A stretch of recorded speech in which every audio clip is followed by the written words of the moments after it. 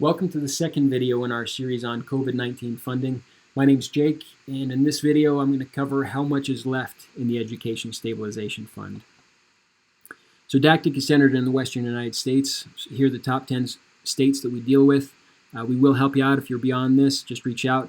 But as you can see here, we are dealing with billions upon billions of dollars at the state level in most cases. The smallest state out of these 10, we've got Wyoming at $485 million, so almost $500 million even for a state that size. These numbers are current as of October 18th, and again, this is how much is left, not how much they started out with.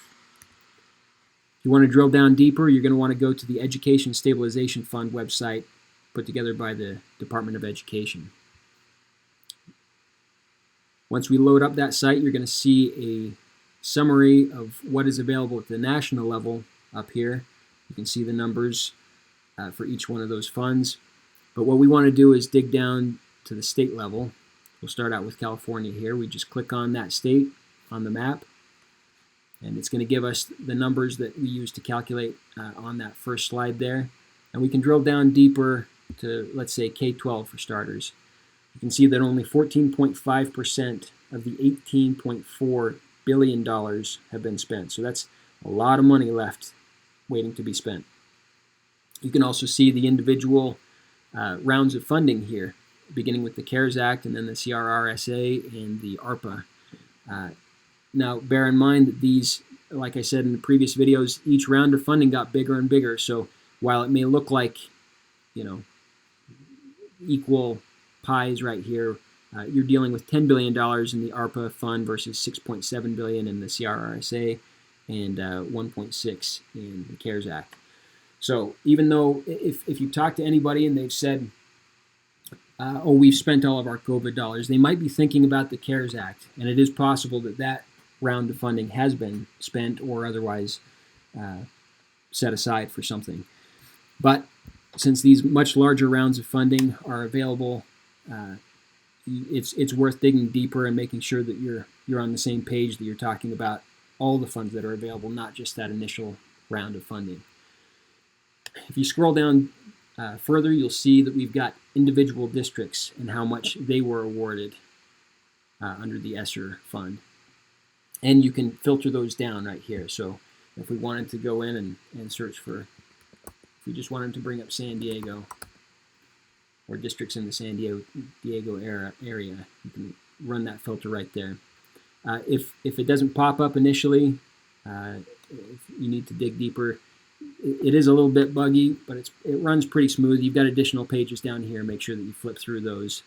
It seems a little bit odd that they've done it that way, but you can still find your way through there. The Governor's Emergency Education Relief Fund, same kind of deal here. It's a smaller fund, and they only received funds really from the CARES and the CRRSA Act, none from the ARPA fund, but you can see they spent, it's completely untouched, that $153 million that came in that second round of funding is completely unspent, and they've only spent half of the CARES Act.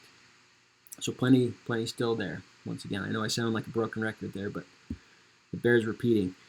In the HERE fund, we can drill down even deeper. So not only do we see that there's 38.5% spent of the $10 billion set aside in that fund, but we can go down to the individual colleges. So if I wanted to look up Alameda College, for example, Alameda, that one is in the Peralta Community College District. I know that, having been there a few times. They received $15.7 million, and they've only spent 2.39. So quite a bit left over there at that school. If I click on the little eyeball there on the far right, it'll give me a little bit closer view of that. So we got the graphic here. Only 15.2% of the total awarded funds have been spent. And if I scroll down, it's going to give me some additional information on how that has been spent. What's gone to campus safety and equipment and supplies and other things like that. This is going to vary from school to school, depending on how they've reported it. But there may be something useful for you to find in these sub-pages, so don't hesitate to drill down. Now, it is possible that if you've talked to your administrator before about COVID funds, they may have said that it was all spent. Chances are that was based off of either some miscommunication, or it could have been the timing of when you asked about it. Maybe it was when only the CARES Act funds were out, and maybe those have been all allocated or called for in some way. So this is a question, in order to get past any confusion that might exist either on your administrator's end or anywhere in the system. This has all come down pretty fast, so confusion is going to happen. Here's our magic question. It looks like we have blank dollars unspent in the ESSER or HERE fund. How are those funds being distributed? So there are two keys to this little phrase here. The first one is you need to show them that you've done some homework, that you know that there is money left unspent. And then beyond that, being able to speak to which fund it's coming from is going to clear up any confusion that might arise from the different rounds of funding. Like I said previously, if you asked about it, they may think that they're just looking for CARES Act funds, and those may be gone. They might not know about the additional funds. So using the right fund by the right name is going to help you get a lot further in this process. So beyond that, we're more than happy to get on the phone with your administrator, with anybody to try and walk through the website, to discuss what's available, to make sure that we're all on the same page, and make sure that you're able to get the funds that you need. We help with that. We also help with putting together funding proposals and anything else that we can to unlock these funds for you. We want to make sure that schools are able to make a big difference with these funds.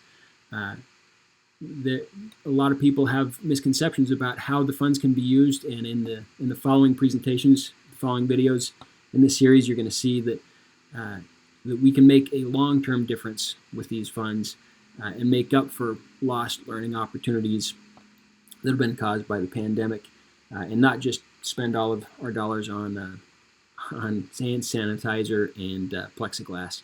There's the intent behind these funds extend far beyond that. Go ahead and reach out if you've got any additional questions. Here's my contact information. You can also reach us at sales@dactic.com. Thanks for watching.